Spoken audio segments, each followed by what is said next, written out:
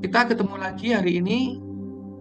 Saya tergerak, saya sangat merindukan kepada Bapak Ibu sekalian untuk Bapak Ibu sekalian dapat bersama-sama hadir.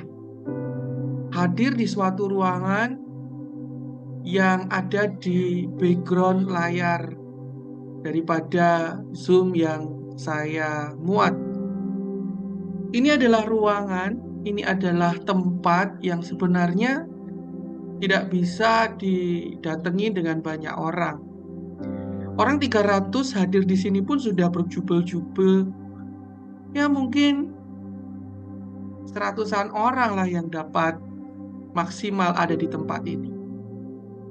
Hari ini yang saya benar-benar terbeban adalah bercerita, adalah membahas, adalah menyampaikan tentang suatu ruangan. Ruangan di mana malam terakhir Tuhan itu duduk makan, mengundang murid-muridnya untuk hadir di tempat ini. Tempat ini tidak dihancurkan. Luar biasanya, tempat ini bertahan. Di dalam pergantian-pergantian pemerintahan di negeri Israel, para penjajah-penjajah yang datang menghancurkan bait suci di Yerusalem, anehnya ada suatu tempat yang tidak dihancurkan. Itu adalah upper room, ruangan yang dimana Yesus menjamu murid-muridnya. Yesus makan perjamuan terakhir dengan murid-muridnya. Nah, kenapa ini begitu penting untuk benar-benar kita pelajari, Bapak Ibu yang dikasihi Tuhan? 2 kali Rabi Yakov telah hadir di tengah-tengah kita sebagai dukungan, sebagai sumber literasi yang mendalam. Bagaimana ternyata cara mereka makan itu merupakan cara yang mungkin secara kebudayaan kita semua tidak pernah pahami. Bagaimana ternyata urutan-urutan dalam perjamuan kudus bukan cuma sekedar urutan, tetapi sebuah pesan, sebuah makna yang ingin dia sampaikan kepada kita semua. Kesempatan kali ini, mari kita pasang telinga kita lebih dalam lagi. Yuk kita bersama-sama ngambil tempat duduk masing-masing di ruangan sempit ini untuk kita dapat mendengar kembali. Bapak Ibu yang dikasihi Tuhan, saya ingin Bapak Ibu sekalian benar-benar mendapatkan sari-sari makanan yang telah Tuhan sediakan. Oleh sebab itu, saya dengan berjuang rindu untuk Bapak Ibu memiliki sebuah informasi yang mendalam tentang tempat ini. Beberapa waktu yang kemarin, saya sudah menuliskan 20 renungan harian, di mana 20 renungan itu dapat dengan singkat Bapak Ibu baca. Step by step maknanya apa yang terkandung, rahasia bagaimana yang terkandung ketika perjamuan makan itu digelar. Saya harap Bapak Ibu yang belum menerimanya, Bapak Ibu dapat menghubungi Ibu Magdalena atau teman-teman yang di dalam ruang DTU saya membagikannya. Bukan dengan suatu tujuan apapun kita membagikan dengan gratis ya Bapak Ibu. Mungkin ada beberapa teman-teman yang menyampaikan, Pak, kenapa dibagikan dengan gratis? Seolah-olah rahasia-rahasia yang mendalam itu diumbar, dibagi-bagikan dengan percuma. Tampaknya sesuatu yang mahal harus dibayar dengan harga yang mahal. Tetapi Bapak Ibu, rahasia ini sangat jarang, bahkan di Indonesia tidak pernah disampaikan. Dan mungkin toh kalau disampaikan itu dalam suatu ranah-ranah yang terbatas. Di sini di DTU kami berusaha untuk membongkarnya. Di sini di DTU tidak diperlukan banyak orang untuk mengetahui tentang makna hal tersebut. Sebelum kita memasuki lebih jauh, saya sangat exciting untuk bercerita begini Bapak Ibu. Di dalam Daniel pasal 1, Bapak Ibu ingat baik-baik ya, karena saya akan banyak melompat dari ayat 1 dengan ayat yang lain. Ketika Nebukadnezar datang ke negeri itu dihancurkan. Itu artinya Nebukadnezar adalah lambang daripada dewa. Dia adalah lambang daripada Allah-Allah dari Babilonia, yang dibuktikan bahwa dapat mengalahkan Allah daripada Allah Israel. Tapi ternyata itu semua adalah seizin Tuhan. Nah, dalam seizin Tuhan itulah Nebukadnezar memilih orang-orang dari keturunan raja. Dan kita tahu keturunan raja orang Israel adalah dari kelompok, dari keluarga Raja Daud pada saat itu. Dari situlah sebuah narasi bagaimana negeri Israel, orang-orang Yehuda itu akhirnya juga tertawan dan ditawan di Mesopotamia, di Babilonia di sana. Di dalam negeri pembuangan itu mereka menangis karena bait suci itu hancur. Kehancuran bait suci menandakan bahwa mereka tidak dapat lagi menyembelih domba sebagai wujud dosa mereka diampuni, sebagai wujud doa mereka diterima, sebagai bentuk mereka mendekat kepada Tuhan. Dalam tangisan-tangisan itu Tuhan membuka jalan, memberikan pengertian bahwa ibadah penyembelihan kurban diganti dengan ibadah, dengan doa-doa, dengan sidur-sidur, dengan nyanyian-nyanyian. Jangan sepelekan ketika Bapak Ibu berdoa. Jangan sepelekan ketika Bapak Ibu memuji.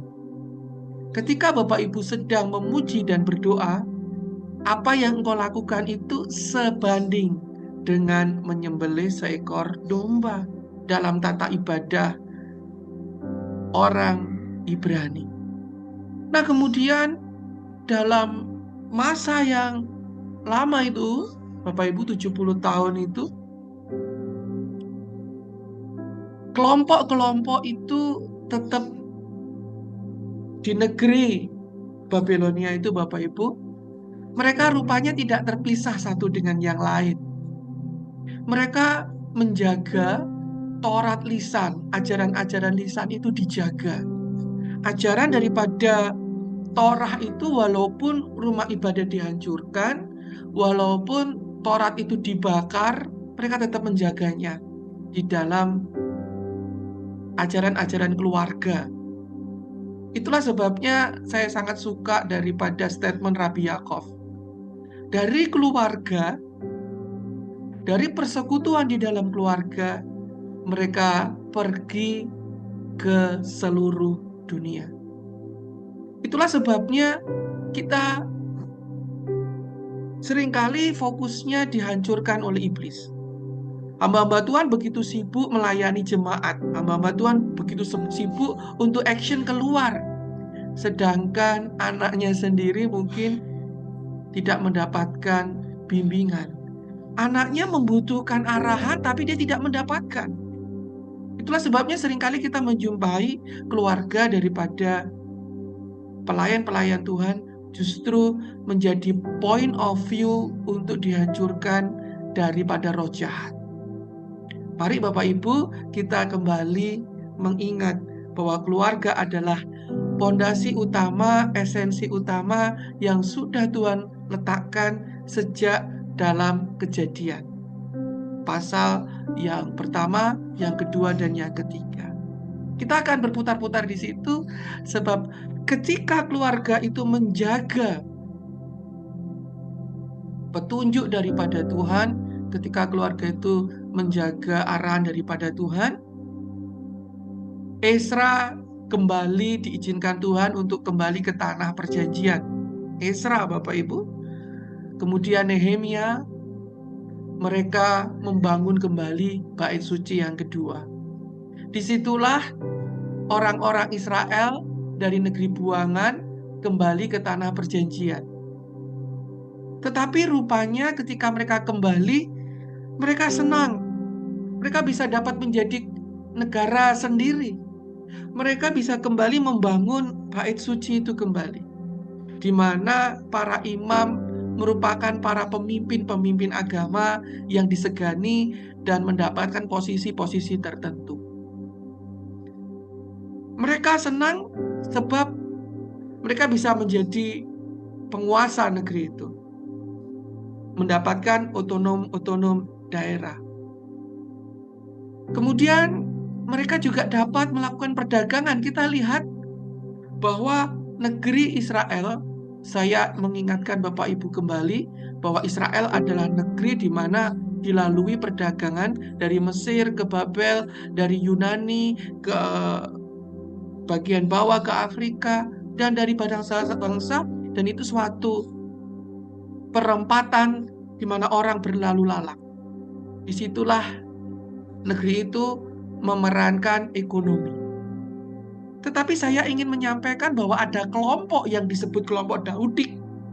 Apa itu kelompok Daudik? Kelompok keluarga raja-raja, yaitu keluarga Raja Daud. Mereka mempertahankan kesukuan daripada keturunan Raja Daud. Kita tahu di dalam Daniel pasal 1, keturunan-keturunan raja itu diambil oleh Nebukadnezar untuk bekerja menjadi pegawai Nebukadnezar di Babel. Nah, tampaknya keluarga-keluarga ini menjaga dengan erat petunjuk-petunjuk firman Tuhan. Dan ketika keluarga Daudik ini, Bapak Ibu yang dikasih Tuhan, kembali ke tanah perjanjian, mereka trauma, tidak ingin kembali menjadi sosok pimpinan. Walaupun di dalam darah mereka mengalir darah biru, tetapi mereka sudah memandang, aku nggak mau lagi menduduki posisi imam-imam besar atau menjadi raja di Yerusalem. Mereka nggak ingin menjadi raja di negeri itu kembali. Walaupun di dalam darah mereka itu mengalir daerah keturunan raja, mereka tidak memilih untuk kembali dan menetap di Galilea yang merupakan pusat ekonomi daripada tanah perjanjian kala itu. Justru yang mereka pilih adalah suatu tempat gunung yang tersembunyi di balik jalan raya internasional. Ada jalan raya internasional, yaitu Jalan Lembah Yisrael. Bapak Ibu nanti akan cari sendiri. Di Lembah Yisrael itu menghubungkan Lembah Yordan dengan negeri tepian pantai kota, yaitu berasal dari Ratu Isabel.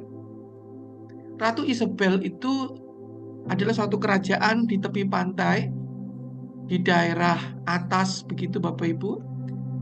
Itu menjadi suatu jalur perdagangan yang menghubungkan antara banyak tempat menuju ke Yunani. Lalu jalur internasional itu sangat ramai, merupakan jalur di mana orang-orang Romawi juga seringkali ada di sana. Tetapi kelompok Daudid ini tidak ingin tinggal di perlintasan ekonomi dunia. Mereka memilih bersembunyi di balik sebuah gunung, celah gunung, dan mendirikan desa yang ternyata desa itu memang dari dulu kala belum ada dan baru muncul pada masa Intertestamentum itu. Itu adalah desa Nazaret. Mereka membangun sebuah desa, orang-orang Daudik ini membangun sebuah desa, dan desa itu disebut Nazaret. Kenapa disebut Nazaret? Karena Nazaret itu merupakan tunas, yang berakar, akar daripada Raja Daud yang bertunas. Mereka berharap, mereka sangat erat memelihara Taurat itu. Mereka tidak mencari posisi-posisi penting di Yerusalem. Mereka adalah kelompok sederhana, kelompok yang tidak mencari ekonomi. Mereka tersembunyi di desa Nazaret. Ternyata dari kelompok itulah Yusuf lahir. Ternyata dari kelompok itulah Maria lahir.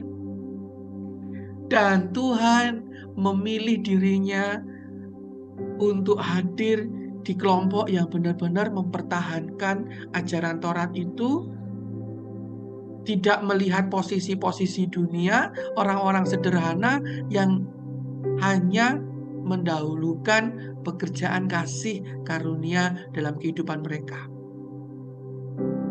Demikianlah juga kenapa Tuhan Yesus itu dekat dengan orang-orang Eseni, kaum yang begitu nyeleneh, kaum yang begitu keras mempertahankan firman Tuhan, tidak mencari jabatan, tidak mencari keuntungan, tidak mencari apapun posisi di dunia ini. Di situ ia memilih hadir, Bapak Ibu. Itulah sebabnya ketika Rasul Paulus menjadi kaum Nasrani, disebut dengan sekte Nasrani, adalah sekelompok orang yang disebut dalam pengertian mereka orang yang mengikut ajaran orang Nasrani, orang yang ajaran pecahan daripada sekte dari mereka menganggap itu sekte, Bapak Ibu. Dan sekte itu berkumpul dimulai dari ruangan ini dalam perkumpulan yang terakhir. Dan kesempatan kali ini kita akan melihat dengan detail apa yang Tuhan ingin singkapkan kepada kita yang adalah orang-orang Nasrani. Sebuah tunas daripada Raja Daud, yaitu ajaran-ajaran Taurat, sebuah tunas. Orang Kristen itu tunas yang dibangun oleh keturunan Raja Daud, yaitu Mesias Yeshua bin Yosef.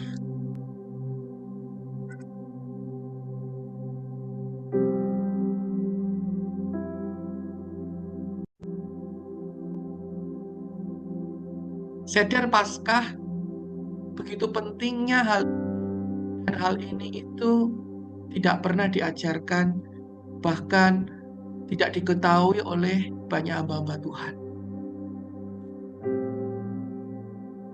Dan di dalam DTU ini saya kembali mengulang apa yang diuraikan oleh Rabbi Yaakov, apa yang disampaikan 2 kali dalam pertemuan itu, dan saya berharap Bapak Ibu memiliki sebuah pengalaman lebih dalam lagi, dan biarkan itu membuka pengalaman-pengalaman rohani ke depan, di mana Tuhan besok kita akan memperingati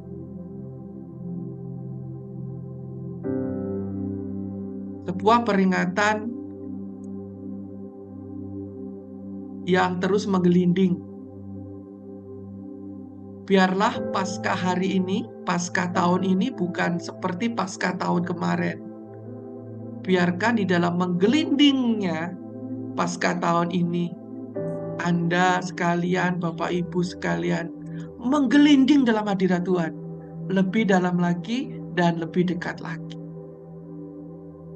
Ritual makan malam khusus yang dirayakan oleh orang Yahudi pada malam pertama ketika mereka ada di Yerusalem, dan pada malam yang kedua ketika mereka merayakan di luar Yerusalem atau di luar tanah Israel itu. adalah sebuah jamuan makan yang khusus dan jamuan makan yang diperintahkan oleh Tuhan itu sendiri.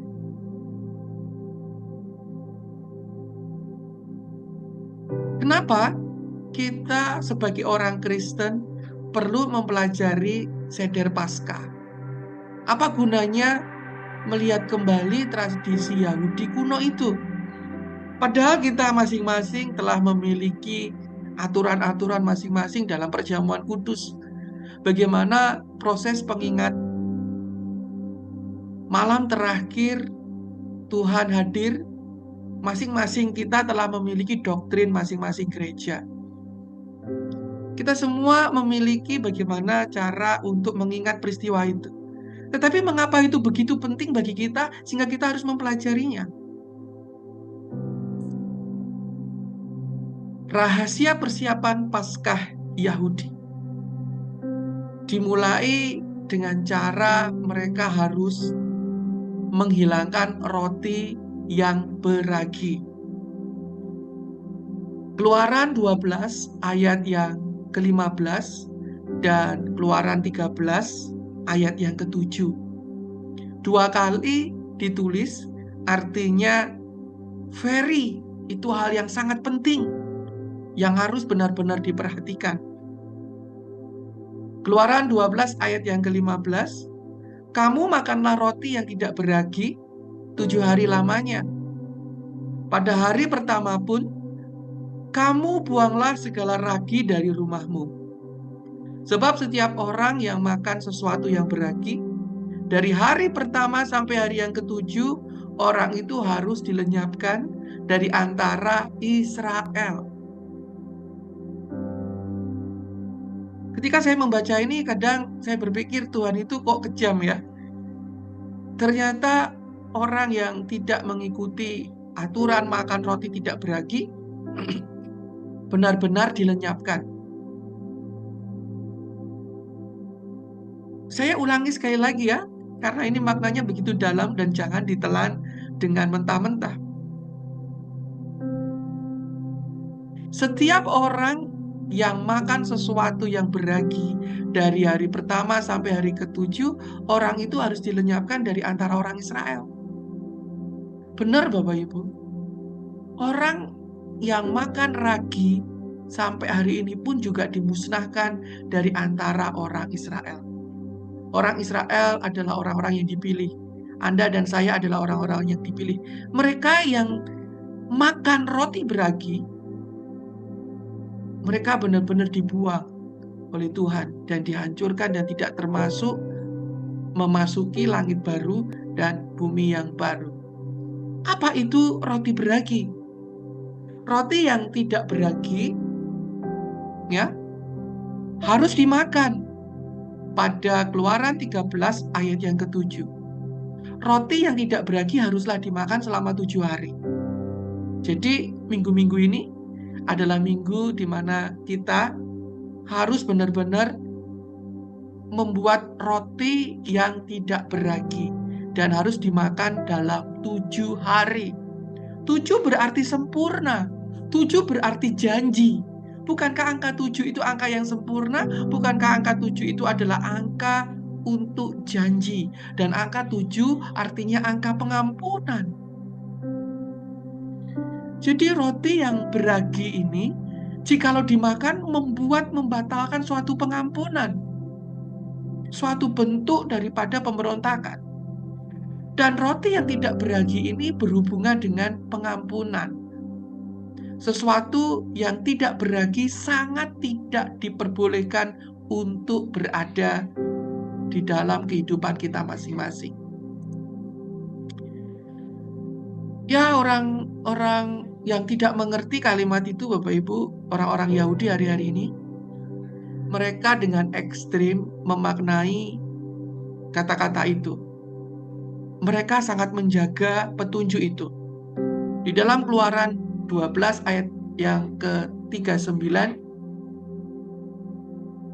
kenapa roti tidak beragi itu harus dimakan oleh orang Israel dalam perayaan Paskah? Perayaan Paskah adalah suatu perayaan di mana mereka mengingat mereka dibebaskan dari Mesir menuju tanah perjanjian. Dan ketika Tuhan membebaskan, itu merupakan pembebasan yang serta-merta. Pada malam hari itu, malaikat Tuhan melangkah di negeri Mesir. Seluruh anak sulung di negeri Mesir itu mendapatkan tulah dan digorok lehernya dan mereka semua mati.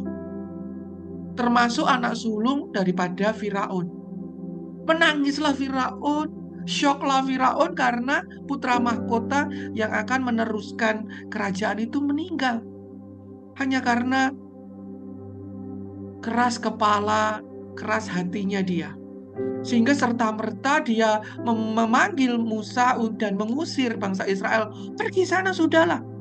Kamu benar-benar mendatangkan malapetaka bagi negeriku. Seketika itu juga mereka harus pergi berkemas-kemas. Dan mereka sangat senang dan ingin selalu pergi dengan cepat. Ketika mereka menetapkan keputusan untuk pergi, itu artinya mereka butuh bekal makanan di jalan. Tampaknya untuk membuat roti yang beragi itu membutuhkan waktu. Sebab ragi membutuhkan waktu untuk roti itu mengembang. Nah, mereka tidak dapat berlambat-lambat. Mereka harus berlari dengan cepat, sehingga proses pembuatan roti pun juga cepat-cepat. Tidak pakai ragi, seadanya saja diproses, dan akhirnya menjadi bekal mereka. Itulah kenapa alasan mereka harus mengingat mereka membuat roti yang tidak beragi. Dan roti tidak beragi ini harus tidak berlambat-lambat. Apa itu? Ragi dalam bahasa Ibrani adalah chemetz, yang merupakan lambang daripada ego manusia, yang merupakan lambang daripada sesuatu yang membuat manusia itu sombong. Manusia mengandalkan mengembang hatinya, membuat hati itu mengembang, kecenderungan pengembangan hati manusia adalah cenderung berbuat jahat. Bapak Ibu yang dikasihi Tuhan, jahat. Sebab makanan yang mungkin hanya 10 gram, begitu dikasih ragi, dia bisa mengembang gede, dimakan kenyang. Ketika kita makan bluder begitu ya Bapak Ibu, ada roti bluder, begitu dimakan roti bludernya itu seolah-olah kenyang, tapi itu adalah kekenyangan sesaat. Nah, roti bluder itu kalau diperes, ternyata cuma kecil saja intinya. Itu adalah penipuan dalam memberikan makanan. Ternyata kebanggaan, ternyata dosa, keinginan manusia itu menipu. Roti adalah makanan. Roti adalah benih. Makanan yaitu benih yang digiling, yang dijadikan makanan. Benih adalah firman Tuhan. Jadi ketika kita menyampaikan firman Tuhan, tidak boleh ada ragi keinginan-keinginan manusia, kebanggaan manusia, usaha manusia menyisip di situ. Ketika seseorang menyampaikan firman Tuhan, membaca firman Tuhan dalam pengertian manusia, membaca firman Tuhan dalam ego manusia, dalam kebutuhan manusia, dalam keinginan manusia itu, sehingga timbul kecenderungan berbuat jahat dari diri manusia itu. Ternyata manusia itu membuktikan bahwa dia lagi diperbudak oleh dosa, diperbudak oleh kebiasaan lamanya. Hamba-hamba Tuhan seringkali walaupun sudah hamba Tuhan, tapi masih tinggal di dalam perbudakan. Diperbudak oleh kebutuhan-kebutuhan. Diperbudak oleh bermacam-macam hal. Perbudakan hari-hari ini mengambil tempat dalam banyak hal. Handphone Bapak Ibu dapat memperbudak Anda ketika sebelum tidur Anda lebih tertarik scroll-scroll, reel-reel, scroll-scroll, hal-hal yang lain daripada ketika Tuhan berbisik kepada Anda. Mari renungkan firman Tuhan sesaat. Perbudakan mengambil bentuk dalam banyak hal.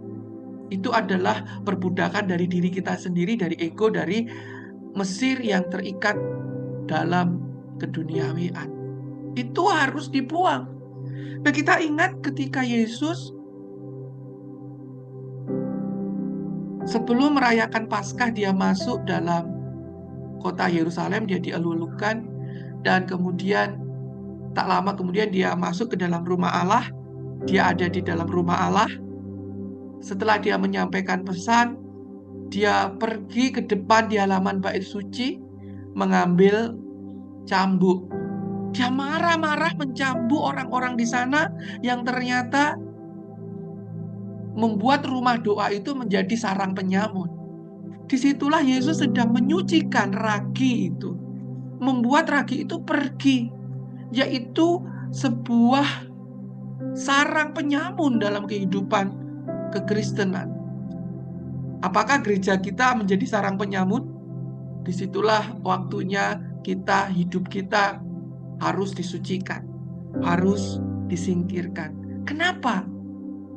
Karena orang yang makan roti beragi harus dilenyapkan. 1 Korintus pasal 5 ayat 6 sampai dengan 8 ditulis oleh Rabi Saul. Dan Rabi Saul itu bukan Raja Saul, Bapak Ibu. Rabi Saul yang saya maksudkan namanya sama, tapi orangnya berbeda. Rabi Saul adalah orang yang lahir pada zaman Yesus.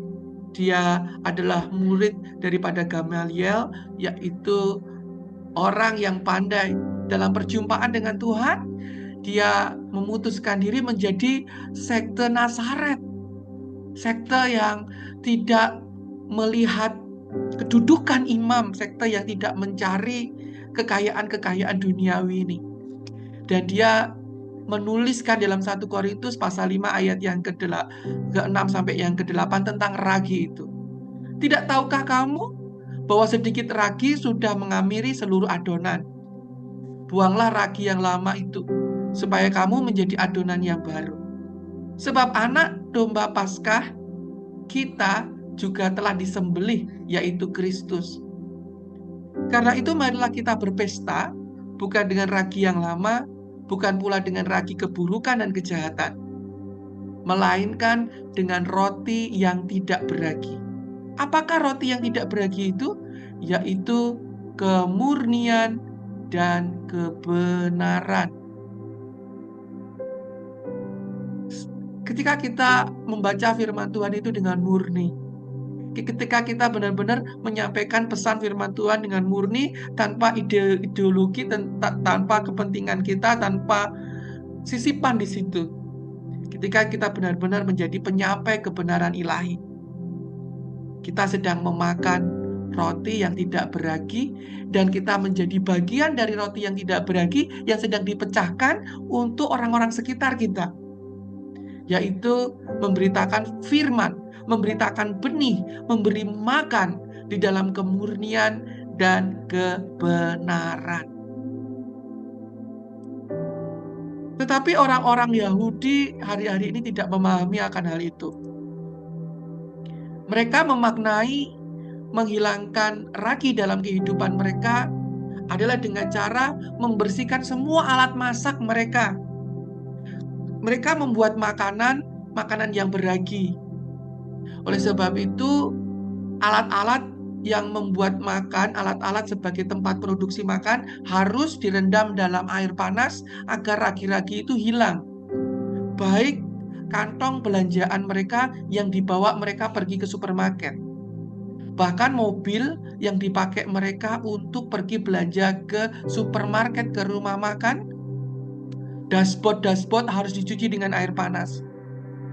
Jok mobil harus disikat dengan air panas. Mereka tidak ingin agar remah-remah daripada roti yang beragi itu ada di sana dan membuat mereka batal dan tidak layak untuk melaksanakan ibadah perayaan Paskah. Tidak hanya begitu saja ekstrimnya. Roti yang beragi yang ada di dalam rumah mereka, mereka bakar, mereka membuangnya. Tetapi hari-hari ini ada sebuah biro yang didirikan untuk menyimpan roti yang beragi, yaitu orang-orang yang tidak dalam golongan orang Ibrani atau orang Yahudi, yang menurut mereka bukan bagian daripada mereka. Orang asing yang buka toko untuk menerima penitipan roti yang beragi. Dalam minggu-minggu ini, toko itu dipenuhi dengan makanan yang beragi dititipkan, dan nanti setelah Paskah makanan itu ditebus kembali. Mereka tidak ingin membuang makanan. Tampaknya itu dipahami dengan cara-cara yang lahiriah, bahkan dengan cara ekstrim. Tempat di mana yang mereka sudah sucikan harus dilingkupi dengan aluminium foil agar bagian dari tubuh mereka tidak tercemari dari roti atau remah-remah yang begitu kecil yang tidak dapat dilihat oleh mata. Meja makan mereka harus diguyur dengan air panas. Tempat di mana mereka makan ketika mereka melihat TV, menonton TV harus juga dibersihkan, bahkan dilapisi dengan aluminium foil. TV mereka ketika makanan beragi itu lengket di tangan dan nempel di televisi, itu pun juga harus dibersihkan. Begitu ekstrim. Perintah di mana orang yang makan beragi akan dilenyapkan sangat menakutkan. Bagi orang yang tidak mengerti menjadi seperti ini, Bapak Ibu. Bahkan sangat ekstrim ketika mereka juga membersihkan toilet mereka. Mereka takut apa yang keluar daripada badan mereka, makanan beragi itu brojol di tempat itu dan begitu menajiskan mereka. Mereka benar-benar harus membersihkan tempat itu dan melapisi tempat itu, kekudusan. Bahkan sampai tempat-tempat mandi mereka harus dibersihkan. Ini menjadi sebuah sesuatu hal yang tidak dimengerti, dan kita sebagai orang Nasrani, kita mengerti bahwa ternyata pemahamannya adalah makna spiritual. Saya tidak mengajak Bapak Ibu untuk melakukan hal ini karena ini sesuatu keanehan. Kita hanya belajar saja. Nah, bagaimana rahasia mempersiapkan minggu-minggu Paskah, mempersiapkan diri? Jadi sebelum acara Paskah itu terjadi, mereka harus mempersiapkan diri, Bapak Ibu. Paskah adalah saat Tuhan mengundang jemaat-jemaat, Tuhan mengundang umatnya untuk duduk bersama makan. Laksana seorang raja mengundang untuk duduk makan. Undangan ketika seorang presiden mengundang Anda untuk makan di istana, tentu Anda akan mempersiapkan diri sedemikian rupa. Demikianlah juga orang-orang Yahudi memaknainya. Mereka harus membuang ragi dalam kehidupan mereka. Karena raja segala raja, pemerintah alam semesta ingin makan bersama dengan mereka. Mereka bukan cuma hanya menghilangkan ragi, tapi mereka juga harus mandi dalam kolam baptisan, yaitu mikveh. Imamat pasal 11 sampai dengan Imamat pasal 15 mengatur bagaimana orang yang tidak layak atau tidak tahir ini tidak boleh mengikuti perayaan, tidak boleh mengikuti ibadah, tidak boleh mengikuti pertemuan-pertemuan yang diselenggarakan bersama Tuhan. Kata mandi dalam bahasa Ibrani adalah Verecha Bamayim, yaitu membenamkan diri, membasuh diri, menyelamkan diri dalam air. Tentunya Bapak Ibu sebagai orang Israel, sebagai orang Yahudi, para murid-murid Yesus, sebelum mereka duduk di dalam ruangan ini, ruangan yang ada di dalam layar Bapak Ibu sekalian, di dalam background yang saya sampaikan, mereka sudah mandi. Gak usah ditulis, tapi mereka sudah tahu bagaimana mereka harus melakukannya. Alkitab, penulis-penulis Alkitab tidak pernah membayangkan bahwa Anda yang bukan orang Yahudi membacanya. Mereka memberikan tulisan itu hanya kepada orang Nasrani yang mereka pikir adalah kaum Yahudi yang juga mengerti kebudayaan ini. Tetapi ternyata melampaui hal itu semua, kita semua dicangkokkan di sana menjadi tunas-tunas baru. Bapak Ibu yang dikasihi Tuhan, disinilah rahasia itu harus kita sama-sama pelajari kembali. Ketika mereka sudah mandi, mereka duduk di tempat ini. Bapak Ibu yang dikasihi Tuhan, perjamuan belum bisa berlangsung. Perjamuan dapat berlangsung setelah mereka mandi, setelah mereka suci. Apa yang harus mereka kerjakan? Yaitu mereka harus bikin roti yang tidak beragi. Ternyata roti yang tidak beragi harus dibikin pada hari H itu juga. Roti yang tidak beragi tidak boleh lama-lama dibikin. Kenapa?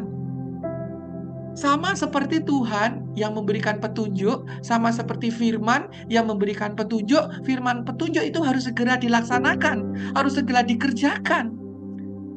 Sama dengan ketika Tuhan meminta bangsa Israel itu pergi dari Mesir, keluar dari penjajahan, keluar dari perbudakan, harus segera keluar.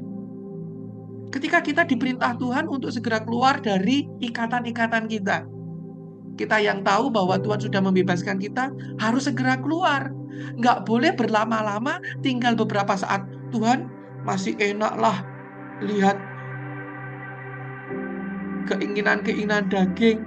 Tuhan, tunggu dulu lah. Jangan cepat-cepat, tunggu sebentar lah. Tidak. Instruksi untuk meninggalkan masa lalu, instruksi untuk meninggalkan perbudakan harus dengan segera dikerjakan. Tidak boleh ditunda-tunda. Melakukan firman Tuhan tidak boleh ditunda-tunda, harus segera dilakukan. Mengerti tidak mengerti, mengertinya belakangan. Dalam pengertian orang Israel, melakukan firman Tuhan harus sesegera mungkin. Mengerti tidak mengerti harus dilakukan. Mengertinya belakangan saja.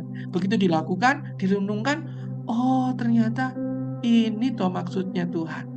Nah Bapak Ibu yang dikasihi Tuhan, Keluaran 12 ayat yang ke-8. Mereka harus memakan daging itu pada malam itu juga, yang dipanggang dengan api, dengan roti yang tidak beragi dan sayur pahit. Mereka harus memakannya. Keluaran 12 ayat 39. Dari adonan yang mereka bawa dari Mesir, mereka membakarnya menjadi roti bundar yang tidak beragi, sebab mereka diusir dari Mesir dan tidak dapat berlambat-lambat. Bapak Ibu,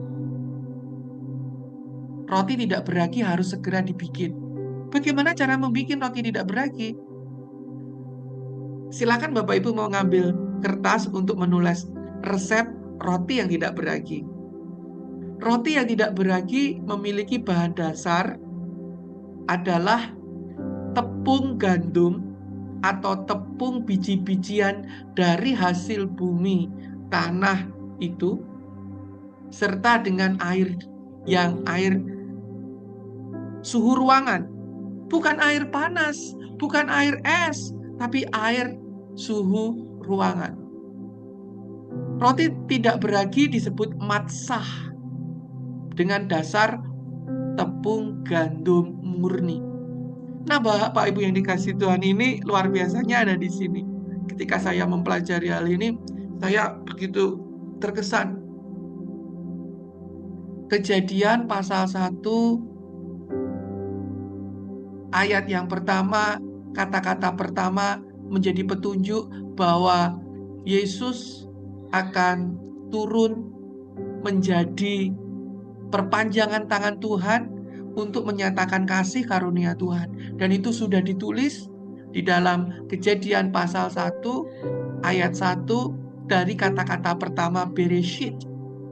Luar biasanya ada dalam Kejadian pasal 1 ayat yang ke-29 penutup 29, 30, dan 31, di mana Tuhan melimpahkan segala sesuatu berkat dan menutup dengan cara bahwa makanan manusia adalah biji-bijian. Sesuatu yang berbiji adalah makanan manusia. Dan dalam firman Tuhan di dalam perjanjian baru, Yesus sendiri mengatakan bahwa benih biji adalah firman Tuhan.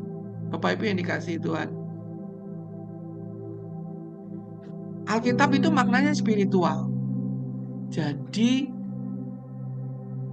jamuan makan ini, solusi Anda dipersatukan dengan Tuhan, sudah ditulis dalam Kejadian pasal 1. Sudah ada di sana. Dan sudah ada bahannya di dalam Kejadian pasal 1 ayat 29. Dalam kesempatan yang lain kita akan memperdalam hal itu. Bapak Ibu, bahan daripada roti perjamuan adalah biji-bijian. Biji-bijian itu adalah firman. Firman yang jadi tepung, firman yang digiling. Firman yang Anda kunyah, firman yang Anda teliti, firman yang Anda pelajari. Kapankah Anda dapat menggiling tepung? Adalah saat Anda belajar. Di dalam Pikiran Avot yang kedua, ayat yang keempat. Janganlah Anda menduda ketika Anda memutuskan, nanti saja deh kalau ada waktu gua belajar. Justru ketika Anda mengatakan begitu, sebenarnya Anda benar-benar tidak akan memiliki waktu untuk Anda belajar. Anda akan disibukkan dengan kesibukan. Nanti dululah aku baca Alkitab. Nanti dululah hal itu akan dibongkar. Nanti ujung-ujungnya nggak ada. Bapak Ibu yang dikasihi Tuhan, ketika Anda menggiling tepung, menggiling biji-bijian, menggiling firman Tuhan itu digiling. Ketika firman Tuhan itu menjadi tepung, dia harus dicampur dengan air. Air itu lambang daripada hadirat Tuhan. Air itu adalah lambang daripada Tuhan itu sendiri. Yesus ngomong dengan wanita Samaria, "Akulah sumber air kehidupan." Ketika kita merenungkan firman Tuhan, dan firman Tuhan di dalam diri kita ini mengalir air, itulah saat saudara dengan penuh hikmat dituntun oleh Roh Kudus menyampaikan sesuatu hal, dituntun oleh hikmat Tuhan, mengalir di situ, Bapak Ibu yang dikasihi Tuhan. Dan itu menjadi bahan makanan. Yang pertama, campurlah tepung yang telah Anda siapkan dengan air. Imamat pasal 2 ayat yang keempat. Langkah pertama, menyatukan tepung dengan air. Saat air menyentuh tepung, proses pembuatan roti tidak beragi itu dimulai. Dan saudara, tepung itu adalah wujud benih firman Tuhan yang sudah digiles. Dan air itu adalah bentuk tuntunan Tuhan, hadirat Tuhan yang sedang mengaliri di dalam dirimu. Itu mewakili kehidupan saudara terkoneksi dengan firman. Itu mewakili roh Anda, tubuh Anda tergabung dalam satu adonan. Ketika keduanya menyatu, terciptalah potensi untuk menghasilkan sesuatu yang kudus. Langkah yang kedua, menguleni dengan cepat. Tidak boleh melambat-lambat. Ketika petunjuk Tuhan hadir dalam kehidupanmu, ketika firman Tuhan itu menjadi rema dalam kehidupanmu, sehingga Anda tidak boleh menunggu-nunggu. Saudara harus cepat melakukannya. Saudara harus cepat menulisnya. Saudara harus cepat. Kalau nggak cepat engkau tulis, hilang. Kalau nggak cepat engkau lakukan, engkau gagal.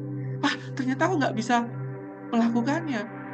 Tuhan memanggil untuk ketaatan yang cepat, bukan ditunda-tunda. Nah, kita seringkali menimbang-nimbang terlalu lama. Dan akhirnya kita kehilangan momen ilahi itu. Nah, saya tidak ingin kehilangan momen ilahi hari ini. Saya membagikan hari ini.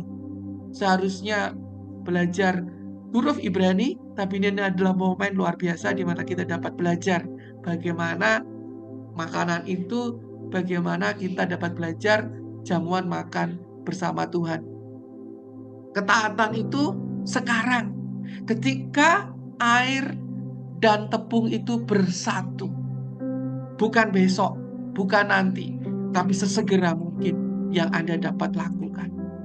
Langkah yang ketiga adalah adonan yang sudah bercampur dengan air itu harus digiling tipis, setipis-tipisnya. Artinya adonan matzah itu tidak boleh tebal, tidak boleh menonjol. Ini adalah lambang kerendahan hati. Ini adalah lawan daripada kesombongan. Oleh sebab itu, orang Israel ketika membuat roti tidak beragi ini, Bapak Ibu, ketika mereka menggilingnya tipis, mereka berdoa, Tuhan, gilinglah diriku. Tuhan, gilinglah egoku. Tipiskanlah aku sampai tidak terlihat kecuali Engkau. Saya sangat senang dengan sebuah pujian. Yesus semakin besar dan aku semakin kecil. Biarkanlah kita semakin kecil dalam pengertian firman Tuhan, dalam hikmat-hikmat Tuhan yang disingkapkan kepada kita. Biarkanlah Yesus yang semakin besar. Itu adalah langkah di mana hidup Anda sedang digiling di situ. Untuk kita merendahkan diri. Nah, langkah yang keempat, setelah itu digiling Bapak Ibu menjadi tipis, tidak cukup ditipisin. Gilingan itu harus dicocok-cocok dengan garpu, dengan tujuan ketika dibakar dia tidak mengembang dan menjadi pecah. Garpu yang ditusuk-tusuk, garpu yang ditoreh-toreh ini adalah lambang daripada tusukan-tusukan, penolakan-penolakan. Ketika firman Tuhan disampaikan dengan kerendahan hati, ketika kita tidak memberikan apa-apa, mungkin kita direndahkan. Siapa kamu? Apa kompetensimu menyampaikan firman? Apa kompetensimu mengajarkan firman? Siapa kamu? Seberapa jauh engkau belajar? Engkau lulusan dari mana? Saudara mulai ditusuk-tusuk di situ. Ketika saudara dilihat oleh orang-orang sekitarmu, siapa kamu? Ketika Yesus membacakan firman, tergenapilah nats ini. Mereka kaget, bukankah ini anak Yusuf si tukang kayu? Ditusuk sebagai lambang luka. Itulah sebabnya Bapak Ibu, ketika dalam Yohanes pasal 6, ayat yang ke-35, ketika Yesus ngomong, inilah tubuhku. Oh, para murid-murid itu langsung kaget. Wih, loh, prosesnya kan begitu ya. Loh, bikinnya roti tidak beragi itu kan begitu. Mereka tahu dengan baik bagaimana biji itu adalah firman. Bagaimana Yohanes menuliskannya. Pada mulanya adalah firman. Dan firman itu telah menjadi manusia. Dan manusia itu telah ditipiskan setipis-tipisnya. Nggak punya kuasa. Walaupun di atas kayu salib itu dia bisa ngomong. Malaikat turun. Wah, langsung semuanya itu terjadi. Tapi dia menipiskan setipis-tipisnya dirinya. Ditusuk setusuk-tusuknya untuk memberi kita hidup. Langkah yang kelima adalah dipanggang. Tidak cukup untuk ditusuk, kita harus dipanggang. Dipanggang artinya kita sedang dimatangkan. Kita sedang didewasakan. Apa yang kita pelajari? Kadang ketika hidup kita dipanggang, panas. Panggangan itu mungkin berbagai tekanan yang Tuhan izinkan datang. Tuhan, aku sudah sekolah Alkitab, sudah sekolah di DTU baik-baik, aku sudah lulus S3, tetapi kenapa ternyata tiba-tiba ekonomiku hancur. Tiba-tiba aku harus mencari uang dari pagi sampai malam. Tiba-tiba aku tidak punya waktu lagi untuk melayani. Sedang dipanggang di sana. Sedang didewasakan di sana. Sedang diizinkan sesuatu terjadi di sana. Tiba-tiba sakit penyakit itu datang. Tiba-tiba hal-hal yang tidak diinginkan itu hadir. Hanya untuk memperkuat karakter Anda. Hanya untuk memperkuat iman Anda. Rabi Yakov kemarin mengatakan bahwa jikalau seseorang ingin menjadi orang Yahudi, mereka harus ditolak 3 kali. Hanya untuk melihat komitmen apakah benar-benar mereka mau memasuki sebuah tempat yang tersulit di muka bumi ini adalah menjadi orang Yahudi. Langkah yang keenam, setelah roti matzah itu dipanggang, roti matzah itu dikeluarkan, dibiarkan dingin. Bukan cuma dibiarkan dingin, yang nantinya adalah dipecah-pecahkan. Hidup Anda setelah Anda dewasa, setelah Anda dipanggang, setelah Anda mengalami berbagai kesulitan, itulah hidup yang harus Anda bagi-bagikan. Itulah hidup yang harus Anda pecah-pecahkan. Dipecahkan, dibagikan, seperti bagaimana Yesus. Setelah dia memanggang hidupnya di kayu salib, setelah hidupnya diopen 3 malam di dalam gua itu, hidupnya bangkit dan dipecah-pecahkan, dibagikan sebagai kebangkitan kehidupan bagi kita semua. Itulah proses pembuatan roti tidak beragi yang ternyata memiliki makna yang begitu dalam kehidupan kerohanian kita, yang mungkin tidak diajarkan di dalam nats, teks Alkitab, dan itu ada dalam kebudayaan Ibrani. Mari kita memasuki perjamuan yang terakhir itu.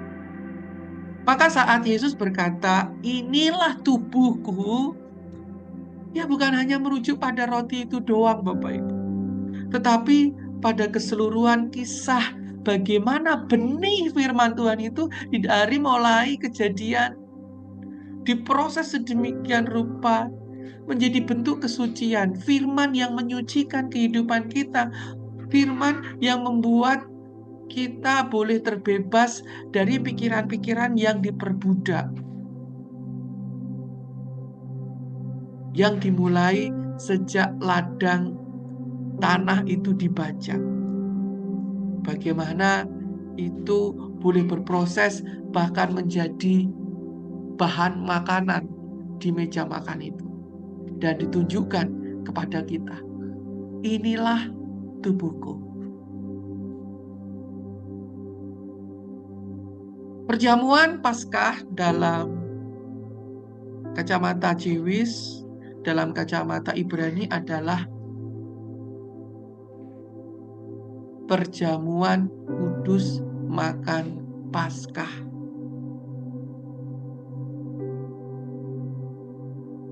Dan itu adalah momen ketika keluarga berkumpul.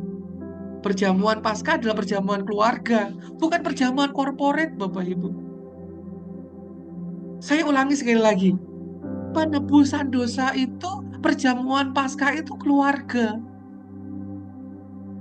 Ketika Adam dan Hawa ada di Taman Eden, ketika dia diberikan oleh Tuhan baju, ketika Tuhan mengambil kulit dari binatang kepada Adam, disitulah letak pertama kali perjamuan Paskah itu berada. Keluarga kecil. Dan di dalam pemikiran Yahudi, bahwa perjamuan Paskah, minum anggur dan makan roti adalah ditujukan terlebih-lebih untuk anak-anak.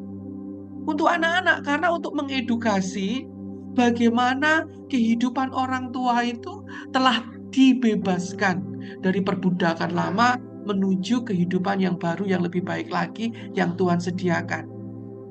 Itu menjadi pengajaran kepada anak-anak, bagaimana anak-anak tahu untuk benar-benar mengikuti, memecah-mecahkan roti dalam kehidupan mereka, artinya dapat berbagi dari menghilangkan roti tidak beragi. Roti yang beragi itu menghilangkan ragi, menghilangkan kehidupan dosa dalam kehidupan mereka. Mengapa peristiwa pembebasan dari Mesir, peristiwa perayaan kebebasan besar sebuah bangsa, tidak hanya dikenang melalui cerita-cerita lisan saja atau dalam corporate perayaan-perayaan besar, tetapi melalui ritual makan khusus yang diselenggarakan di rumah tangga masing-masing bangsa Israel, yaitu makan seder Paskah dalam tradisi Yahudi, dan bagaimana maknanya dalam perjamuan kudus dalam iman Kristen. Kejadian 31 ayat 44 sampai dengan 54. Saya hanya menyuplik ayat 44 dan 54 saja. Bapak Ibu perhatikan baik-baik.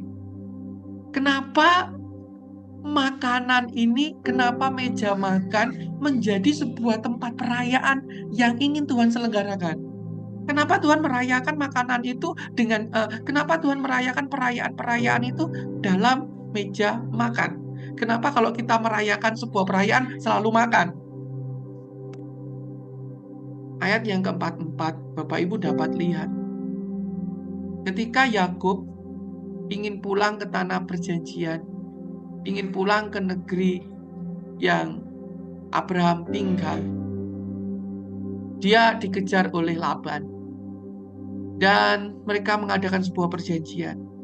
Ayat yang keempat, maka sekarang marilah kita mengikat perjanjian, aku dan engkau, supaya itu menjadi kesaksian antara aku dan engkau. Ayat yang ke-54, dan Yakub mempersembahkan korban sembelihan di gunung itu. Ia mengundang makan sanak saudaranya. Tentu ini adalah lokasi di negeri Laban, masih jauh, nggak mungkin sanak saudaranya ini adalah Iska dan Ribka dan juga Esau datang. Ini tentu adalah sanak saudara daripada istri-istri Yakub. Lalu mereka makan serta bermalam di gunung itu. Jadi Bapak Ibu, sebuah perjanjian itu diwarnai dengan makan. Kenapa? Nah, ketika kita makan, tentu waktu kita makan dengan keluarga ya. Kita makan dengan istri, kita makan dengan anak. Nah, kalau kita makan pun, jika misalkan kita pulang gereja, tentu orang yang kita izinkan makan adalah orang yang kita kenal, orang yang kita hormati, orang yang kita ajak makan. Nggak mungkin Bapak Ibu orang asing, bahkan orang yang menjadi musuh kita ajak makan. Terlebih-lebih bayari orang untuk makan, yaitu orang musuh kita. Kita hanya mau membayar makan orang-orang yang adalah keluarga kita. Meja makan berbicara tentang keintiman. Meja makan berbicara tentang penerimaan. Meja makan berbicara tentang penguatan identitas. Apa yang terjadi di meja makan? Meja makan itu berbicara tentang penerimaan, welcoming. Di dalam Keluaran 24, Bapak Ibu dapat lihat sesuatu yang mungkin terlewat ketika Anda membaca. Ketika Tuhan menampakkan diri dalam perjanjian di Gunung Sinai itu, semua orang gemeteran. Ketika Tuhan memberikan 2 loh batu itu, 10 firman Tuhan itu, ternyata ada narasi bagaimana Tuhan menjumpai bangsa Israel dan Tuhan menginginkan mereka berjumpa dengan Tuhan. Keluaran 24 ayat yang ke-9. Dan naiklah Musa dan Harun, Nadab dan Abihu, dan 70 orang dari antara para tua-tua Israel. Berarti yang naik ini adalah 70 ditambah 4 orang ini ya, 74 orang naik. Lalu mereka melihat Allah Israel. Luar biasa Bapak Ibu. Yang dilihat adalah kakinya. Kakinya Tuhan dilihat oleh ke-74 orang itu. Luar biasa di situ. Kakinya, mereka melihat sesuatu yang buatannya seperti lantai dari batu nilam berjejak ya, pada sesuatu yang seperti batu nilam, dan terangnya seperti langit yang cemerlang. Mereka berjumpa dengan Tuhan, dan Tuhan pencipta alam ingin makan dengan mereka. Tetapi kepada pemuka-pemuka orang Israel tidaklah diulurkan tangannya. Mereka memandang Allah, lalu makan dan minum. Luar biasa ya. Ternyata di atas Gunung Sinai itu, para tua-tua yang diizinkan melihat Tuhan, mereka dijamu di dalam area itu. Mereka makan di situ. Makan dan minum. Artinya apa? Tuhan membuka sesi keintiman. Tuhan membuka sesi penerimaan. Tuhan sedang mengangkat identitas bahwa mereka adalah anak. Bapak Ibu yang dikasih Tuhan, di dalam Keluaran 12 ayat 43 sampai dengan 49 dikatakan bahwa hanya orang bersunat boleh makan. Jadi orang yang makan dalam jamuan makan ini memiliki identitas. Orang yang boleh makan bersama Tuhan, orang yang boleh makan bersama Tuhan adalah orang yang diterima oleh Tuhan dan memiliki identitas, dan identitasnya adalah umat pilihan, umat yang disayangi, umat yang ditebus. Di dalam Lukas pasal 22 ayat yang ke-29, Yesus menyatakan sebuah identitas baru bagi bangsa Israel yang percaya kepadanya, yaitu 12 murid itu. Perbuatlah ini menjadi peringatan akan daku. 1 Korintus 10 ayat 16 sampai dengan yang ke-17. Bukankah roti yang kita pecah-pecahkan adalah persekutuan dengan tubuh Kristus? Persekutuan, keintiman. Meja makan berbicara tentang keintiman. Kita ingat dalam perumpamaan, seorang yang hilang, bapak yang kehilangan anak itu menerima anaknya kembali dan membuat sebuah perjamuan. Dan bahkan berbicara tentang eskatologis. Wahyu 19 ayat yang ke-9. Bahwa nantinya kita akan juga bersama-sama duduk bersama di dalam meja perjamuan kekal. Wahyu 19 ayat yang ke-9. Berbahagialah mereka yang diundang ke perjamuan kawin anak domba. Bapak Ibu yang dikasihi Tuhan. Jadi meja perjamuan ini bukan cuma berbicara masa lalu, tapi juga berbicara hari ini, tapi juga akan berbicara masa depan. Itulah perputaran, itulah lingkaran, itulah goel, hagoel, dan itulah batu yang menggelinding, yang digelindingkan Tuhan untuk membuka Yesus keluar daripada makam yang menggelinding itu. Kita lihat kenapa ini menjadi sebuah lebih mendalam lagi ya Bapak Ibu? Yaitu mengapa Tuhan menggunakan makanan sebagai simbol keeratan. Kejadian 18 ayat 1 sampai yang ke-8. Bagaimana Abraham itu ketika Abraham melihat 3 teofani yang menjumpai dia, 3 sosok ilahi yang menjumpai dia, dia cepat-cepat Bapak Ibu. Lalu Abraham cepat-cepat pergi ke kemah, berbicara kepada Sarai untuk membuat tepung itu, kemudian mengambil anak lembu loh Bapak Ibu, anak lembu besar, menghidangkannya kepada mereka segala makanan yang dibuat itu, kemudian mereka makan. Jadi dalam pengertian Semitik kuno, memberikan makanan kepada sesembahan itu berarti menyembah. Oleh sebab itulah mungkin dalam praktek penyembahan-penyembahan yang lain, dewa-dewa yang lain tuh suka sekali di hadapan dewa itu dikasih buah-buahan, dikasih bakpao, dikasih babi di depannya. Memberi makan dengan mempersembahkan makanan, makan bersama dewa juga merupakan bagian keintiman, penyembahan, penghormatan yang tertinggi. Bahkan itu mengikat bentuk daripada penyembahan. Jadi Abraham menyembah Tuhan dengan cara memberi makanan, menjamu, bersekutu erat, ingin bersekutu. Makanan, jamuan meja itu lambang daripada persekutuan erat. Mazmur 23 ayat 25. Engkau menyediakan hidangan bagiku di hadapan lawanku. Nah, dalam konteks Timur Tengah, meja makan adalah tempat yang aman, tempat kehormatan, di mana di meja makan musuh itu bisa diperdamaikan. Musuh itu bisa, kedamaian itu bisa ada. Karena Bapak Ibu yang dikasihi Tuhan, lehem itu adalah makanan dan itu adalah akar daripada melak, yaitu peperangan. Jadi makanan itu sumber peperangan. Dan ketika semua makanan itu terhidang dalam satu meja makan, peperangan itu nggak ada sebab semuanya sudah makan. Hari-hari ini Amerika sedang menggelar peperangan makanan, peperangan ekonomi karena dia ingin menguasai makanan. Bapak Ibu yang dikasihi Tuhan. Jadi makanan dan perang ini wujud daripada kebutuhan kebutuhan daripada manusia itu sendiri, kebutuhan daripada lapar, kelaparan. Itu wujud penerimaan. Setiap orang butuh diterima. Setiap orang butuh keintiman. Setiap orang butuh identitas.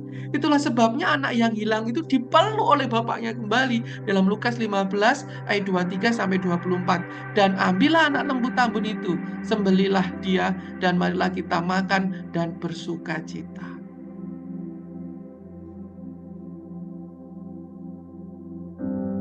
Ketika Anda dibebaskan dari segala dosa Anda, Tuhan akan menggelarkan pesta yang meriah, dan Anda akan dipeluknya, Anda akan diterima, Anda akan diampuni dengan cara menggelar pesta makan. Perjamuan kudus atau perjamuan makan Paskah, itulah sebabnya dimulai dari keluarga. Keluaran 12 ayat yang ketiga. Katakanlah kepada segenap jemaat Israel, pada hari yang ke-10 bulan ini, haruslah mereka masing-masing mengambil seekor anak lembu menurut kaum keluarganya, seekor anak lembu untuk tiap-tiap rumah tangga. Jika rumah tangga itu terlalu kecil jumlahnya untuk seekor anak domba, maka ia harus mengambilnya bersama-sama dengan tetangganya yang terdekat. Jadi awal Bapak Ibu, Paskah itu adalah pesta keluarga, pesta ibadah perenungan keluarga. Entah bagaimana Bapak Ibu itu bisa hari-hari ini diikuti dengan corporate. Pada zaman Yosua sampai dengan raja-raja, rupanya terjadi perkembangan dalam perayaan. Perayaan yang hanya dirayakan dalam keluarga itu menjadi perayaan nasional, perayaan secara korporat dalam 2 Tawarik 35 ayat yang ke-17. Kenapa menjadi korporat? Kemarin juga ada yang bertanya kepada saya, Pak, kenapa makanan yang harusnya makan keluarga itu jadi makanan korporat? Ya, karena kita semua adalah keluarga kerajaan Allah. Jadi dalam gereja kita semua adalah keluarga kerajaan. Jadi di dalam gereja itu dirayakan bersama-sama dalam gereja, yaitu keluarga kerajaan Allah. Yang sok menjadi keluarga, tapi kalau sudah di gereja, di luar gereja bukan keluarga lagi, tidak kenal. Rupanya orang Kristen zaman sekarang begitu ya, keluarganya cuma di dalam gereja, toh nanti di luar gereja nggak kenal lagi. Mari kita memasuki perjamuan itu setelah semuanya siap. Setelah Bapak Ibu tahu kenapa keluarga yang harus diundang duduk bersama-sama, kenapa anak kecil diperbolehkan hadir, kenapa anak kecil harus menyiapkan 4 pertanyaan supaya mereka lebih mendalam. Dan 4 pertanyaan itu kemarin disinggung oleh Rabbi Yaakov di dalam meja makan itu. Langkah pertama adalah kades. Kades ini akar dari kados. Kados itu spread out, mengkuduskan. Jadi sebelum ibadah, sebelum perayaan perjamuan Paskah Israel itu, sebelum perjamuan makan kudus itu, mereka mengangkat cawan itu bersama-sama. Ya, mereka mendoakan, mereka memberkati agar perayaan perjamuan Paskah itu, agar perayaan perjamuan makan malam yang tidak biasa, makan malam yang disertai dengan perenungan firman Tuhan, makan malam yang memiliki urutan-urutan. Kata seder adalah menu. Sebelum hari-hari ini orang-orang kalau makan memiliki appetizer, memiliki set menu utama, dan memiliki pencuci mulut. Ternyata beribu-ribu tahun yang lalu bangsa Israel sudah diberi makanan yang berurutan seperti ini. Dan sebelum urutan-urutan itu dimulai, langkah pertama adalah mengucapkan berkat. Anggur itu diucapin berkat. Mengambil cawan pertama, cawan berkat. Dan di dalam perjamuan pertama itu Yesus mengangkat cawan yang pertama. mengucapkan syukur atas apa yang terjadi. Lukas 22 ayat yang ke-17. Ia mengambil cawan itu dan mengucap syukur. Bukan sekedar minum. Ini adalah pengudusan awal supaya semuanya itu berjalan dengan baik. Memisahkan momen saat itu bukan momen yang seperti momen biasanya, tetapi momen yang merupakan terpisah dari kesibukan duniawi. Yesus mengundang para murid-murid untuk masuk dan bergabung, duduk bersamanya di dalam ketaatan dan di dalam kesediaan. Disinilah pesta kudus dimulai. Disinilah pesta kudus diselenggarakan bukan dengan kekuatan manusia, tetapi dengan ucapan syukur bahwa ini adalah undangan Tuhan, bahwa ini adalah karena Tuhan memulai, sehingga kita boleh sama-sama duduk untuk mulai makan bersama Tuhan. Kemudian yang kedua, yaitu ukhrah, yang berarti mencuci tangan. Ya, dalam budaya Ibrani, segala sesuatu harus dicuci, segala sesuatu harus bersih. Masuk rumah harus cuci tangan, cuci kaki. Naik ke atas tempat tidur harus cuci kaki. Makan pun juga harus cuci kaki. Cuci tangan. Bapak Ibu yang dikasihi Tuhan, disinilah urutan pertama yang biasanya cuma cuci tangan, sama Yesus itu dirubah dengan cara membasuh kaki. Yohanes 13 ayat yang ke-5. Sang guru menunjukkan di dalam kerendahan hatinya, ia bukan cuman menyelenggarakan pesta itu bukan cuman untuk cuci tangan. Tangan adalah bentuk pekerjaan, tangan adalah bentuk karya. Tetapi yang dicuci adalah kaki, kaki yang melangkah. Firman-Mu adalah pelita bagi kakiku. Jadi kaki yang sudah kotor oleh debu, kaki yang melangkah kotor oleh debu-debu tanah itu, debu tanah, debu tanah, debu tanah. Kenapa saya ulangi berkali-kali? Kaki yang kotor oleh debu tanah yang dikutuk itu. Dicuci, dibasuh oleh kerendahan hati Sang Elohim itu sendiri. Dicuci kakinya. Kaki murid-murid dilayakkan kembali dengan firman Tuhan, dengan Sang Firman yang secara rendah hati menyentuh tempat-tempat kotor. Ha'adamah itu, debu tanah itu, ketidaklayaan itu dicuci di dalam kerendahan hati Sang Elohim. Langkah yang ketiga adalah mencucukkan sayur kecut. Biasanya seledri Bapak Ibu, atau ada sayur yang kecut yang lainnya, tapi kebanyakan hari-hari ini seledri yang digunakan. Dimasukkan ke dalam air garam, air mata, lambang air mata. Kenapa? Mereka mengingat bagaimana debu tanah, bagaimana kutukan itu, bagaimana kehidupan lampau mereka di negeri Mesir membuat batu bata. Batu bata itu dibuat dari debu tanah. Mereka hidupnya dipersembahkan untuk membangun batu tanah, debu tanah, batu yaitu piramid kuburan. Dan di dalam membangun itu mereka mencucurkan air mata, lambang bahwa perbudakan itu ujung-ujungnya hal-hal debu tanah itu. Ular itu makanannya debu tanah. Hal-hal yang kayak ular, mendengarkan bisikan-bisikan ular, mendengarkan debu tanah itu menyebabkan tangisan-tangisan. Dan bagaimana hatinya Yesus menangis? Dia tahu dia akan dikhianati. Dia tahu dia akan dikhianati, dia akan dijual oleh Yudas, dia akan dikhianati oleh Petrus, disangkal sendiri oleh muridnya, dia akan ditinggalkan muridnya yang lain semuanya. Semua orang yang ada di meja makan itu akan meninggalkan dia.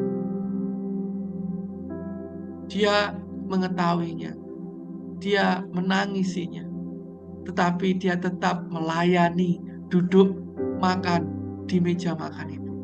Yesus sangat mengasihi di tengah-tengah pengkhianatan. Selanjutnya adalah yakat. Nah, ini yang tidak dipahami oleh banyak orang. Yakat adalah mengambil roti matsah yang pertama. Roti matsah yang pertama itu kemudian dipecah. Bukan untuk sekedar dipecah, Bapak Ibu. Ketika roti yang pertama itu dipecah, dia harus dipecah dalam 3 bagian. 3 tumpuk.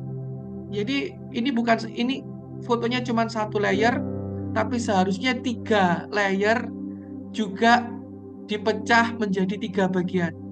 1 bagian di sebelah kanan, bagian yang kedua bagian tengah, dan 1 lagi bagian yang di sebelah kiri. Roti itu dipecah menjadi 3 bagian. Nah, bagian ini dalam pengertian orang Israel adalah ketika Tuhan menuntun mereka dari Mesir menyeberang laut Teberau. Jadi bangsa Israel itu menyeberang laut. Jadi ini ibarat laut, Bapak Ibu. Kanan kirinya mereka melintasi laut. Dan bagian tengahnya ini ajaibnya, Bapak Ibu. Dan ini terjadi sebelum zaman Yesus loh, sudah ribuan tahun yang lalu. Bagian tengah ini, Bapak Ibu, disimpan, disembunyikan oleh seorang bapak sebagai pemimpin perjamuan itu. Jadi bagian tengah itu sebagai jalan yang bisa dilalui, disimpan di dalam kain afikomen, kain putih, entah itu serbet, entah itu apa, disimpan di dalam kain itu, kemudian disembunyikan seorang bapak itu, dan nanti pada jamuan yang terakhir anak-anak disuruh nyari, di mana roti yang disimpan itu. Nah, hari ini itu bergeser dengan cara telur itu disembunyikan, ya. Saya nggak tahu kenapa itu terjadi, Bapak Ibu yang dikasihi Tuhan. Kain putih menyembunyikan pecahan matsah. Itu artinya bahwa tubuh Kristus itu akan disembunyikan dalam kain kafan. Ketika tubuh itu disembunyikan dalam kain kafan, pada hari yang ketiga, kain kafan tubuh itu lenyap, tinggal kainnya doang. Tubuh itu terbuka dan disaksikan oleh murid-murid bahwa kain itu ditemukan dalam sukacita. Artinya apa? Seringkali sebagai pelayan Tuhan, kadang harapan kita mati sejenak. Mungkin visi kita mati sejenak. Keinginan kita untuk cepat diwisuda ternyata harus menghadapi banyak rintangan. Mati sejenak di sana. Halangan rintangan kadang mati sejenak. Tetapi ketika harapan itu benar-benar terjadi, ketika harapan itu muncul, terjadi benar-benar Tuhan terjadi, itu menjadi sukacita, kebangkitan, dan kebangunan. Nah, di dalam yakat inilah pada langkah yang keempat, mereka memecahkan roti dalam metode seperti demikian. Dan ketika tahun 70 Masehi, bait suci yang kedua itu dibongkar, bait suci Tuhan itu diruntuhkan. Kegiatan afikomen ini gak diperbolehkan, memecah menjadi 3 bagian itu, Bapak Ibu yang dikasihi Tuhan. Jadi mereka mengganti dengan cara menyembunyikan telur. Entah bagaimana itu, nanti kita akan pelajari lebih dalam lagi.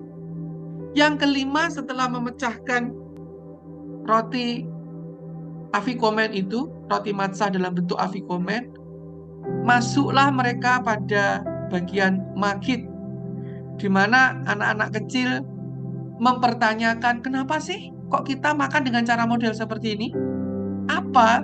Dan kemudian pemimpin menceritakan kisah bagaimana bangsa Israel dibebaskan, bagaimana kehidupan lama mereka dibebaskan. Saat mereka terlilit hutang, saat mereka tidak punya uang, saat mereka diperbudak oleh sakit penyakit, mereka dibebaskan oleh Tuhan. Disitulah orang tua memberikan gambaran-gambaran, memberikan cerita-cerita kepada anak-anaknya. Mereka membacakan kisah-kisah, membacakan bagaimana keluaran itu terjadi. Jadi pada sisi magid adalah sisi pembacaan firman.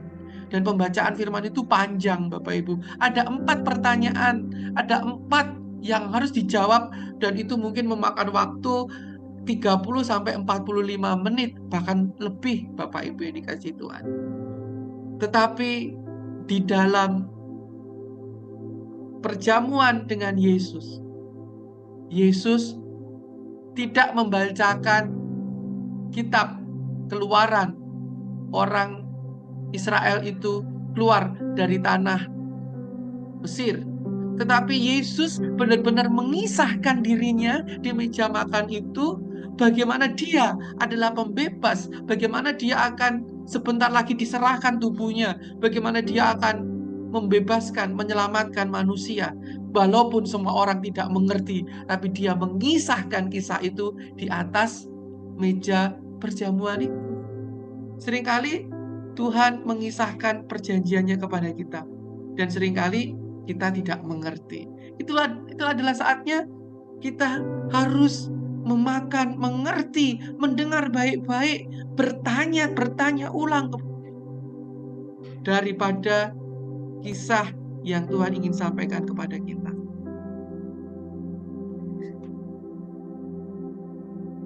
Setelah pembacaan firman itu, Bapak Ibu, ya, dalam pembacaan firman itu mereka juga minum cawan yang kedua. Jadi setelah pembacaan itu, mereka akan pergi mencuci tangan mereka, yaitu yang disebut rahatsah. Jadi sela-sela antara membaca, minum anggur sebagai bentuk penyucian kembali, kemudian mereka harus mencuci tangan ulang sebagai persiapan untuk makan besar. Nah, tetapi ya, Bapak Ibu, di dalam event Yesus menjamu makan murid-muridnya, Yesus tidak membuat mereka mencuci tangan ulang. Tetapi Yesus ngomong kepada mereka, kamu sudah bersih karena firman yang telah kukatakan kepadamu. Yohanes 15 ayat yang ketiga. Itu artinya karya di dalam hidup murid-murid itu bersih karena firman Tuhan yang diucapkan, firman Tuhan yang ditanamkan dalam kisah kehidupan Yesus itu sendiri. Mereka melihat, mereka menyaksikan bagaimana firman Tuhan itu digenapi dalam diri Yesus. Ia adalah firman yang membersihkan, bukan air di baskom, tetapi adalah air kehidupan dari mulut Allah itu sendiri. Kemudian tibalah mereka pada acara yang ketujuh, yaitu Motzi Matzah, yaitu memberkati dan makan roti yang tidak beragi kembali. Dan roti yang tidak beragi pada urutan yang ketujuh, urutan yang kesempurna ini dimakan utuh, tidak dipecah lagi Bapak Ibu, tetapi dimakan utuh. Dibagikan itu utuh. Dan kemudian event dalam Matius 26 ayat 26. Yesus mengangkat roti itu, kemudian Yesus ngomong sama murid-muridnya, ambillah, makanlah, inilah tubuhku. Jadi tidak dipecahkan, tapi suruh ngambil di tengah itu roti matzah, roti yang tidak beragi. Ia bukan hanya memberi roti, ia mengingatkan pada mereka bahwa ia menawarkan dirinya sepenuhnya sebagai pusat makanan, sumber kehidupan yang bersih, murni, tidak beragi. Kita tahu Yesus dalam hidupnya tidak pernah berbuat dosa sama sekali. Dia murni, dia tidak memiliki ragi. Ragi adalah bentuk cela. Jadi roti tanpa ragi adalah tubuh tanpa cela. Kemudian Bapak Ibu yang ke-8, mereka akan tiba saatnya makan sayur pahit. Sayur pahit yang dibuat dalam beberapa menu. Salah satunya adalah buah bit yang di blender, buah bit yang dihaluskan, yang ditumbuk dan dihidangkan. Buah bit memang rasanya seperti tanah, tapi itu merah membara, yang disebut maror. Maror adalah sumber bagaimana penderitaan itu di tanah Mesir mengakibatkan darah tercurah. Sayur pahit mengingatkan mereka bagaimana mereka itu di dalam dosa, mereka menderita berdarah-darah. Meski tak dicatat secara eksplisit Bapak Ibu. Malam itu ketika sayur pahit itu diberikan kepada Yudas, mereka mencocokkan itu dan diberikan kepada Yudas. Kepahitan akan pengkhianatan Yudas yang ujung-ujungnya mengkorupsi uang pelayanan, yang ujung-ujungnya ingin melayani diri sendiri dan akhirnya menjual pelayanan itu. Pahit ketika disangkali Petrus 3 kali, berkokok di sana. Pahit ketika dia harus menanggung dosa seluruh umat manusia. Dia tidak melakukan kesalahan, tetapi dia harus dipersalahkan. Yesus memakan seluruh kepahitan dunia, kepahitan, penolakan seluruh umat. Langkah yang ke-9 adalah langkah antara matsah dan maror itu kembali. Jadi sayur pahit itu dimakan 2 kali. Pada hitungan yang ke-9, pada langkah yang ke-9 ditambahlah matsah itu dicelupkan di dalam roti yang pahit. Roti dan maror dijadikan satu. Kemurnian menjadi satu dengan kepahitan. Hidup Yesus, hidup yang murni, menjadi satu dengan kepahitan. Seringkali kemurnian kita dalam melayani harus bercampur dengan kepahitan-kepahitan. Ya, bukan hanya roti, tapi roti yang membangun, yang mengandung kepahitan dosa manusia. Dalam kemurnian, seringkali perpaduannya adalah penderitaan. Dan kita jadi mengerti, karena dosa, kita harus melewati sebuah kepahitan hidup. Dan kita dapat melalui dosa itu, kita dapat meninggalkan dosa itu dengan cara memurnikan. Dan dalam kemurnian itu, rasanya begitu pahit. Selanjutnya kita tiba pada acara yang ke-10. Lihat gematriannya. 10 itu penuh. 10 itu penuh. 10 itu 1 dan 0. Jadi penuh dia. Makan makanan berat. Makan makanan dengan penuh. Makan makanan utama. Set menu.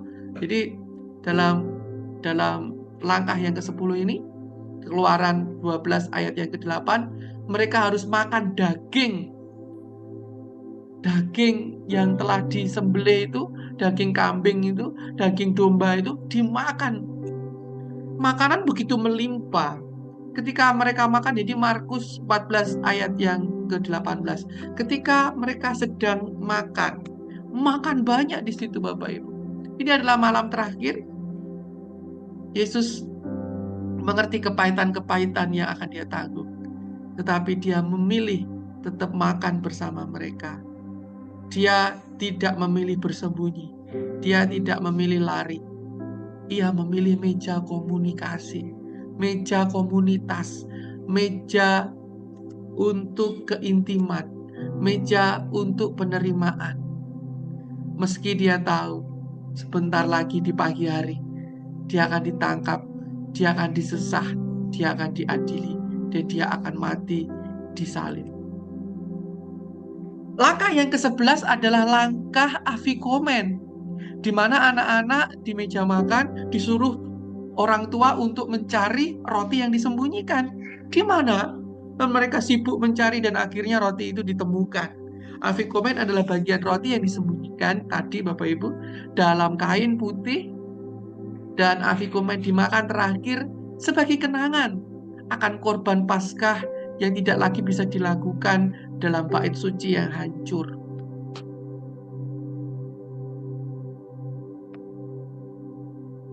Ketika harapan itu dapat ditemukan kembali, ketika tubuh itu dapat ditemukan kembali, ketika keutuhan itu dapat ditemukan kembali, mereka bersuka cita. Dan kemudian mengambil cawan yang ketiga. Cawan yang ketiga adalah cawan penebusan, yaitu bareh. Ia mengambil cawan sesudah makan, Lukas 22 ayat yang ke-20. Ia mengambil cawan sesudah makan. Jadi sudah makan besar itu dia mengambil cawan. Jadi cawan yang ketiga adalah cawan penebusan. Dan Yesus berkata, cawan ini adalah perjanjian baru oleh darahku. Ia tidak hanya menceritakan penebusan, ia tidak hanya ngomong-ngomong doang, tapi dia benar-benar mengambil bagian, ia menumpahkan darahnya, dan dia menggenapinya. Cawan yang ketiga diminum bersama-sama. Dan kemudian setelah mereka makan cawan yang ketiga, dalam penutupan ibadah perayaan Pesak itu, mereka menyanyi dalam tahap langkah yang ke-13 adalah langkah menyanyi Halel, haleluya. Matius 26 ayat yang ke-30. Sesudah mereka menyanyikan nyanyian pujian, pergilah mereka. Bangsa Israel seringkali dalam perayaan Paskah mengangkat mazmur dari Mazmur 113 sampai dengan Mazmur yang ke-118. Pujian atas kesetiaan Allah, pujian atas karya Allah, bahkan di tengah penderitaan. Di tengah penderitaan itu, Yesus menyanyikan puji-pujian. Di ambang dia hendak disalib, di ambang hendak terakhir dia bertemu dengan dunia ini, dia menyanyikan sebuah puji-pujian. Karena ia tahu bahwa di dalam karya terakhirnya, misinya, kedatangannya di dunia ini akan mengawali sebuah kelahiran besar, sebuah kebangkitan daripada kematian. Itulah puji-pujian yang dinyanyikan oleh Yesus. Itulah puji-pujian yang dielu-elukan pada saat itu. Dan kemudian sampailah mereka pada bagian penutup, yaitu Nirsah, yaitu mengambil cawan yang keempat dan cawan yang kelima. Di mana cawan yang keempat ini adalah sebuah cawan pengharapan. Dan ketika mereka meminum, memberkati, diberkati kita semua, bahwa tahun depan kita akan bertemu lagi melaksanakan perjamuan seder ini, bahwa besok kita akan melakukan perjamuan ini, bahwa tahun depan kita akan melaksanakan ini. Ini sebuah eskatologis. Di dalam Matius 26 ayat 29 Yesus berkata, aku tidak akan makan lagi sampai hari aku meminumnya yang baru dalam kerajaan Bapakku. Kita diundang dalam sesi terakhir bukan cuma makan di tempat ini, tapi nanti di dalam meja perjamuan surgawi. Benar-benar menjadi pengharapan bagi kita bahwa kita akan memasuki Yerusalem baru, langit baru, dan bumi baru. Ia sedang mengalihkan mata kita untuk kita memasuki duniawi yang baru, yaitu perjamuan makan bersamanya, yaitu anak domba Allah di Yerusalem surgawi. Bapak Ibu yang dikasihi Tuhan, langkah yang ke-15 adalah cawan yang kelima itu sebagai tidak diminum sebagai iman mereka bahwa Elia, nabi yang diutus itu, akan datang membuka pintu bagi kedatangan Mesias itu kembali. Nah, inilah Bapak Ibu, dari seder ke perjamuan anak domba. Inilah yang terjadi di ruangan ini 2000 tahun yang lalu. Dari makan seder, Bapak Ibu, kita diundang untuk makan dalam perjamuan anak domba Allah. Wahyu 19 ayat yang ke-9. Berbahagialah mereka yang diundang ke perkawinan, ke perjamuan kawin anak domba. Seder bukan sekedar kenangan. Perjamuan kudus bukan sekedar simbol. Keduanya adalah undangan untuk Bapak Ibu sekalian mengalami pembebasan, mengalami pengudusan, mengalami perjamuan yang kekal. Sebuah keintiman penerimaan di mana kita boleh kembali diterima oleh Bapa yang menginginkan kita, yang menciptakan kita serupa dan segambar dengan dirinya. Dari roti yang tidak beragi, yaitu tubuh Kristus. Dari cawan penebusan ke darah yang menyucikan. Dari Yerusalem dunia ini, dari ruangan perjamuan ini, menuju kepada langit baru, Yerusalem baru yang akan kita masuki.